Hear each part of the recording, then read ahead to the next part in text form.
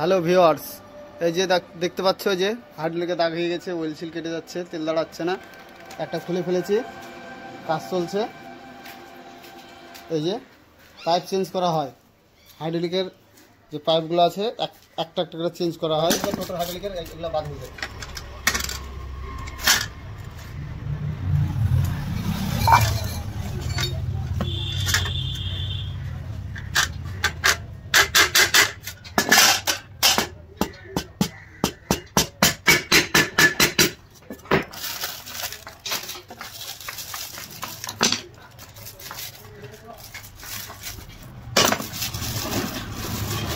Well seal ঢুকলো, এই যে এটা হাইড্রোলিকের উপর কাজ রবার ক্যানোটা।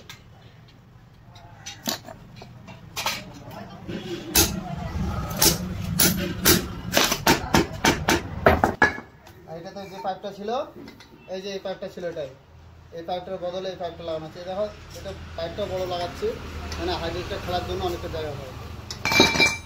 এটা হাইড্রোলিক পাইপ, এই যে ড্রাম লাগানো কমপ্লিট। চলো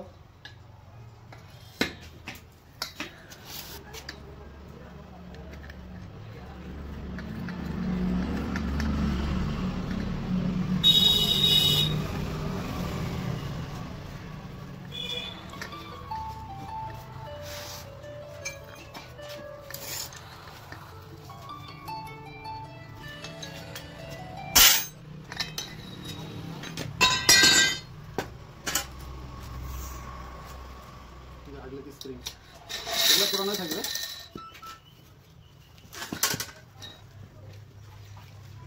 আর এই যে লিটলটা আলাদা, এটি আলাদা না, সব ক্লিয়ার নাকি?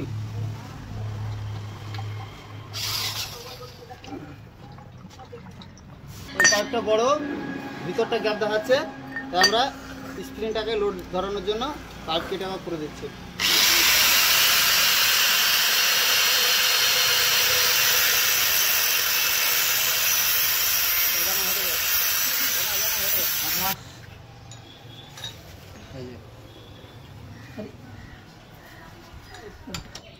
একটা হরেন দিছি, এই যে দাগওয়ালা বাদ দিয়ে যে মডিফাই